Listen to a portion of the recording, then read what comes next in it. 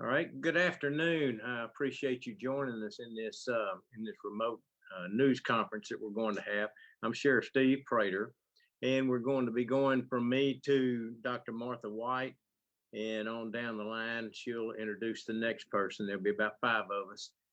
We don't really, at least in my portion, I don't have a lot to update you on because not a lot has changed. However, we continue to have a serious problem in Caddo Parish, and we need your help. And you're going to hear that throughout this news conference about how badly we need your help to comply. Not only businesses, but each person. You're responsible for your family's health.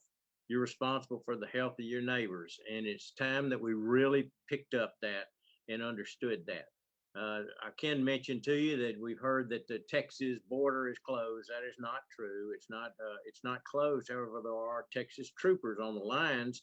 And when you go to Texas, there's a form that you need to download on your computer and fill out. And it simply means that when you go to Texas, you're going to register the address where you're going to be quarantined for 14 days. And they do have a procedure where they can check to see if you are there. I'll let you and the Texas authorities deal with that. But if you go to gov.texas.gov, then you will be able to find all the information about the Texas line, since we do border Texas.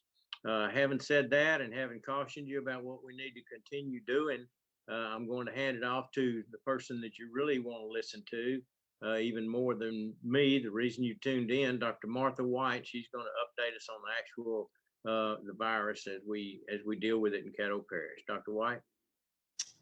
Good afternoon. Thank you, Sheriff. Really, what I want to tell everyone is that our numbers, while they may look like they have slowed a little bit, those truly aren't our genuine numbers.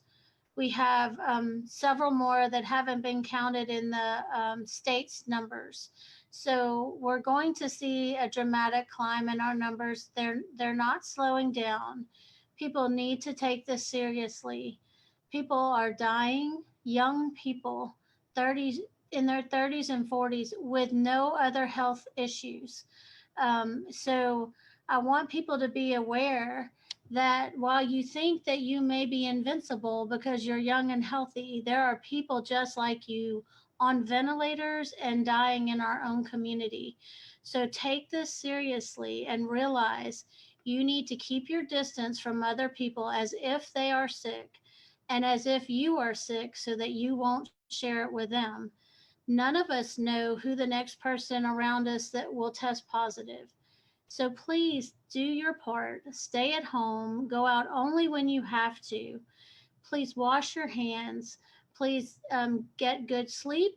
Make sure that you're eating healthy, that you're trying to exercise. You can go for a walk as long as you're keeping your social distance.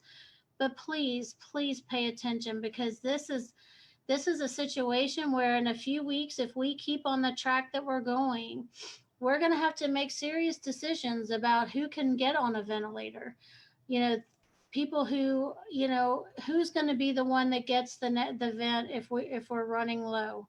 Who's going to be the one that gets the ICU bed? All of those things are being discussed.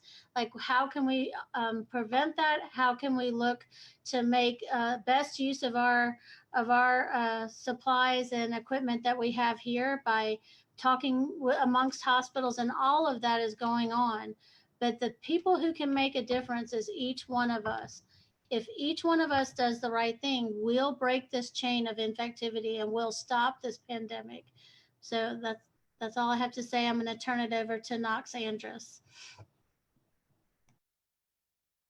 Thank you, Dr. Whyte. I appreciate your comments so much. And so what I would offer as the Region 7 Hospital Preparedness Coordinator is to share that hospitals have resources right now, but they're limited resources. And as the COVID pandemic continues, those resources are increasingly drawn upon. And so we have to learn how to make best use of those resources. Sometimes it means doing things that we wouldn't normally do, such as wearing the same mask between the same group of patients that have similar symptoms, when normally we would change our mask and our PPE between each and every patient. So the hospitals are doing things to organize to be able to respond to the numbers of COVID patients that are starting to come in. We expect that to continue and to climb and to increase, as Dr. Whyte shared. So we're strategizing on how to be able to accommodate those patients and their resource needs. So we're looking at collaborating with our other hospital partners that many don't hear about as frequently as the big hospitals. We're also partnering with our ambulatory surgical centers, which represent resources. And then ultimately looking down the road at perhaps at some point in time, we establish something called a medical monitoring station. You may have seen something about that occurring in New Orleans. So we're investigating all the possibilities and working to expand our capabilities.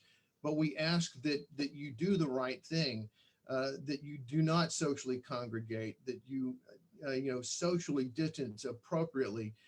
Please don't run to the local store to hang out or to go visit. Can't stress this enough. You may think that you're invincible. You may think, well, I don't get sick. Heck, I haven't had the flu in years. You do not know this with this disease. You need to maintain your distance. You need to wash your hands. Don't touch your face.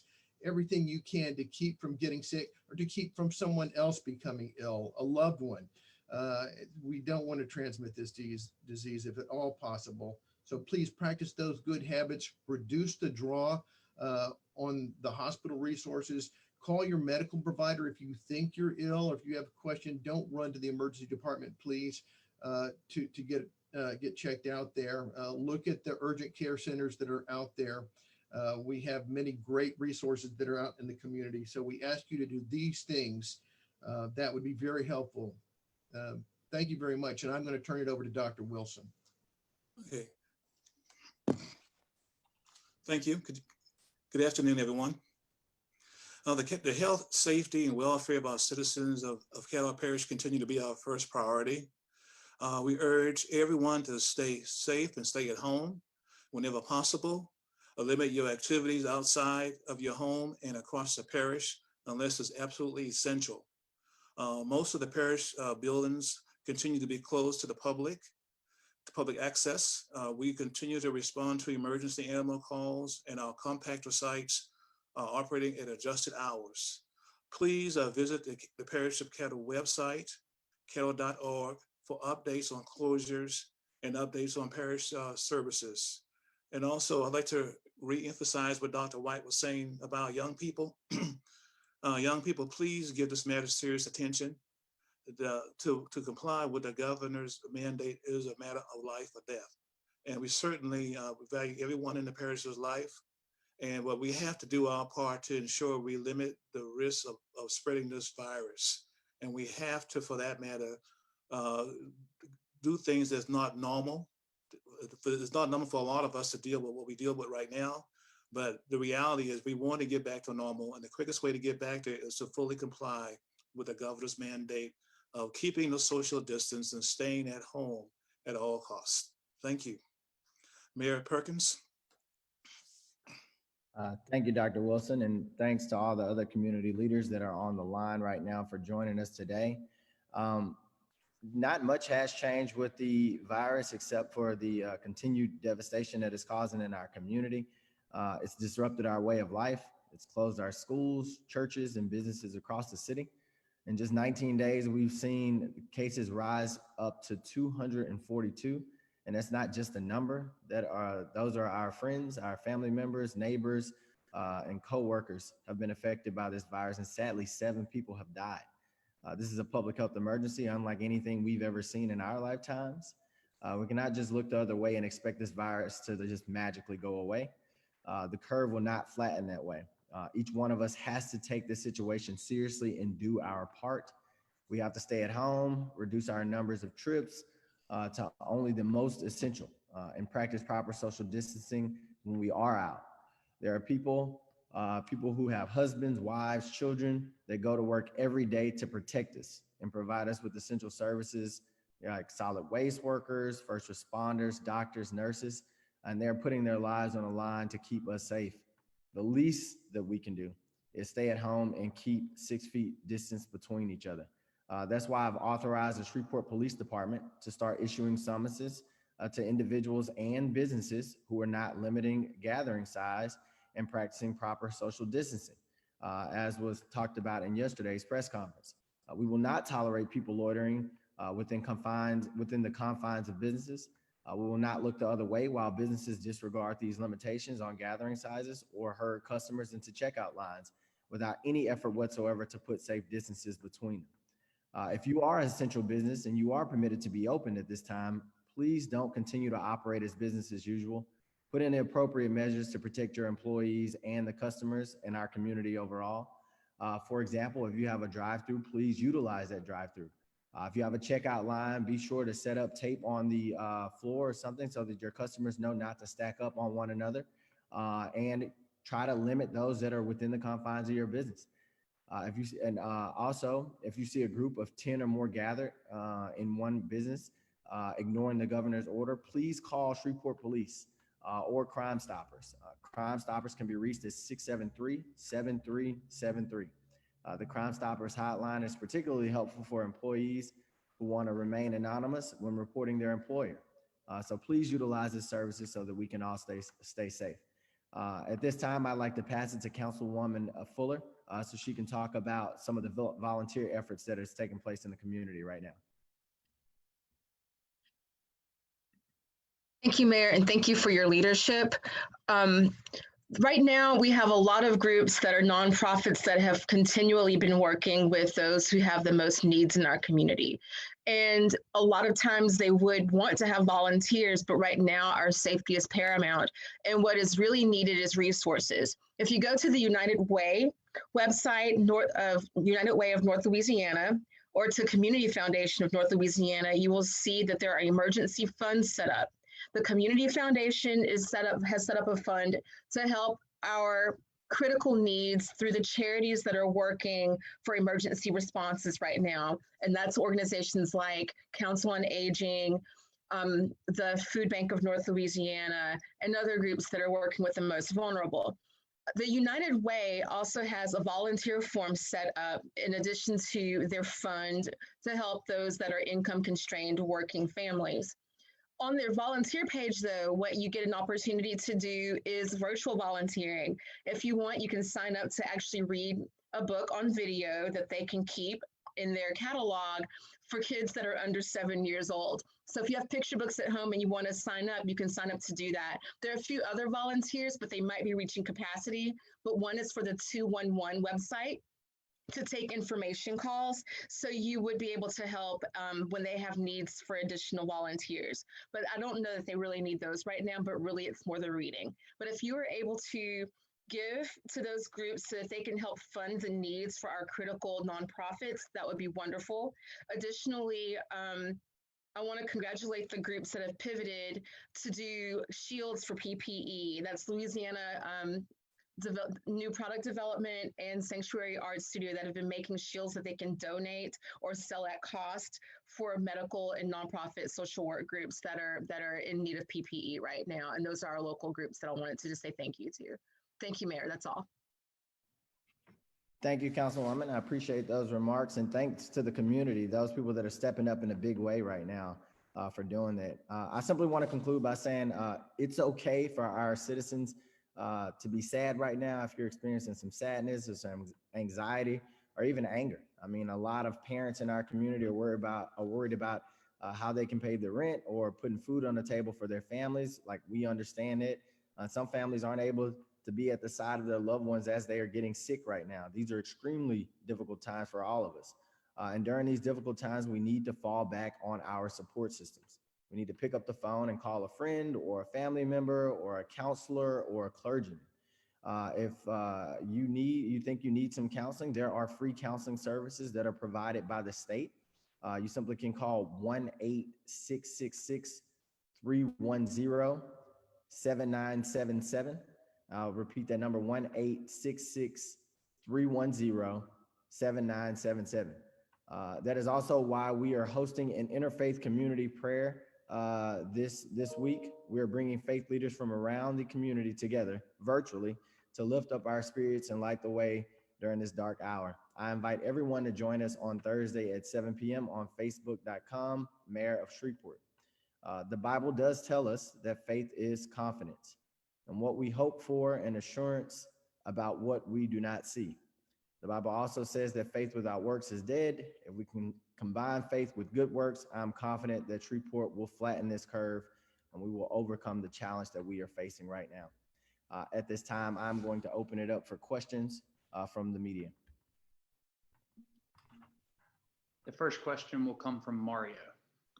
Yeah, this is for Knox. Knox, at what's the estimate on resources currently reaching a critical point, let's say in the next 10 to 7 days? So Mario, am I unmuted? Okay. So it's hard to make exact predictions about when your resource shortages occur, when your medical resources actually occur. We've been working with the state, who's actually putting a model together for us that is being put together by a bunch of powerful thinkers to help crunch our numbers and make those predictions.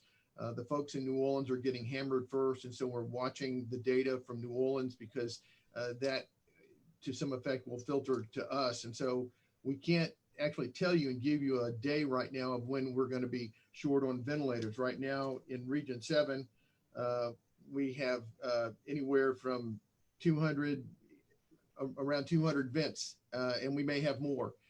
All of that's relative to how much data gets reported to you. We have several limitations on some of the data that we collect, and some of that has to do with who's inputting the data. But anyhow, so we're working on that. We're keeping tabs on generally what we think we have, and we're planning for, well, what happens on the day that we don't have enough, as you say, maybe ventilators. So what would we do? And so we're keeping that in mind, and we're sharpening up again on what our resources are in Region 7. So are we going day to day at this point until the numbers are more stable from Louisiana Public Health here locally? What do you, I'm sorry, I don't understand. We're looking at day to day figures and patients coming in and also planning for that surge that you talked about last week? Yeah. So we collect, the state collects data from all the hospitals, and we analyze that data, and we try to make predictions based on the information that they're providing, that the Department of Health and Hospitals provide, that they collect. Try to pull all that information together to help us make predictions about where we're going to go and where's the crunch time going to be. So we're trying to pull that together, but it's constantly changing because, when you think you've come to a roadblock, then, you have this other resource that appears, or there's another way to engineer something. So it helps you adapt and overcome to that particular situation, So and here's another thing. So, it seems that sometimes we get fixated on the number of ventilators. Well, you also have to say, well, how many respiratory therapists do we have? Because it takes RTs to drive the vents, right?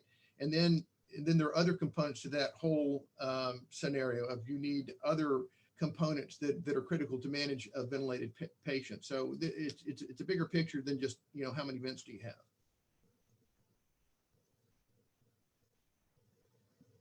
Dr. Whyte wanted to provide some additional information. I just wanted to let medical volunteers, I know Councilwoman Fuller talked about general volunteers, but if you are a medical personnel who is not able to work, perhaps because your office has been closed or you're retired, please know that you can go to volunteer to work in our area, or even to work down south where they're in great need as well, by logging on to the Louisiana Volunteers in Action, or LAVA website. Just Google it. It's real easy to find, and you can sign up and they'll call and see. You can say yes or no based on what their ask is. But if you're available, please volunteer to help. You're really needed at this time. We have a question for Sheriff Prator and Chief Raymond. We'll start with Sheriff Prator. It's from KSLA.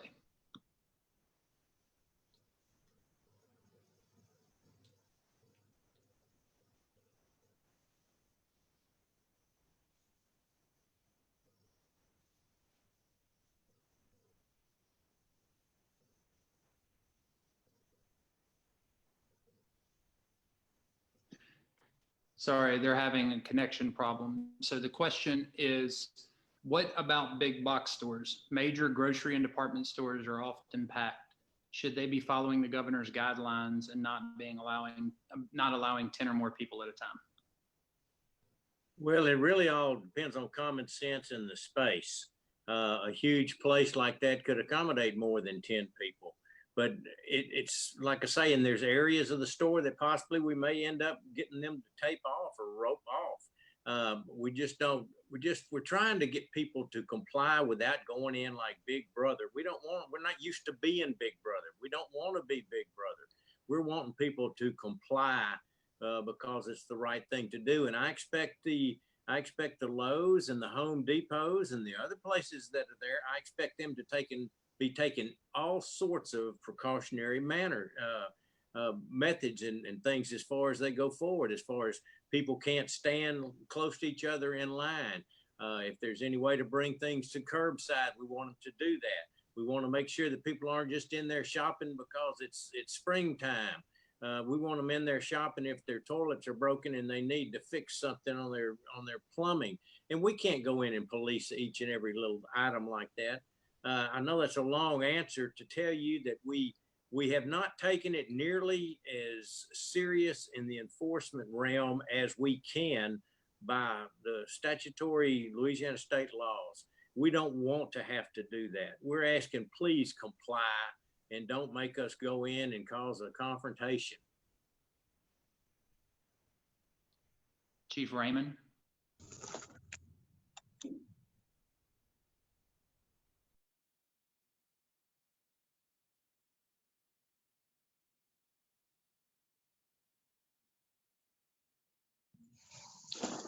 Yeah, I don't think I can add any additional language to what Sheriff Prator stated. There is guidance for supermarkets and these large box stores that are considered essential. That certainly I can anticipate you're going to have more than 10 people in one of these large businesses, and it'd be difficult to even operate efficiently with fewer than 10 people if you include workers. But practice social distancing to the best of your ability, and be cognizant of how many people you do have in those stores.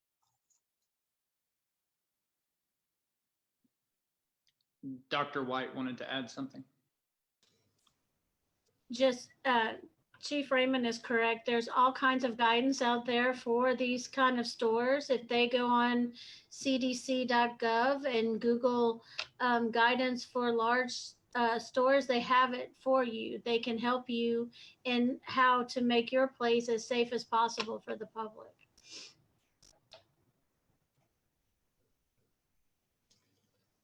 We have a follow-up question from Mario for Sheriff Prator. Sheriff, how's the condition of the 2 deputies, or the number of deputies that were reported to have the COVID? Are they okay? Are they waiting for tests? Yes, we've had a total of 5 that have 5 that work for the Caddo Parish Sheriff's Office that have come back positive. We have taken the precautions that would make sense, that are logical, and notified people that were even possible contacts of theirs. So everyone within the department and within the public has been notified if they were even remotely a chance. We have about 25 deputies, when I say deputies, throughout the sheriff's office that are in quarantine now, self-quarantine, and we have no one that's in serious condition. So all is well. I hope they're going to be okay, Sheriff. Thank you. Thank you. So we have no additional questions, Sheriff. Thank you. All right. Well, if that's going to conclude the press conference then, and we appreciate that. Appreciate everybody that took place in it, and the media, and trying to get our word out to please comply. Don't make us come in there and do something we're not used to be doing, and that's get in your personal life. That's not what we want to do. We're not used to doing that in law enforcement. We don't want to do that. These are unusual times. So please just comply and stay home, or stay in your neighborhood there, away from folks, and make our job easier, and we'll all get through this and everybody be smiling at the other end. Thank you.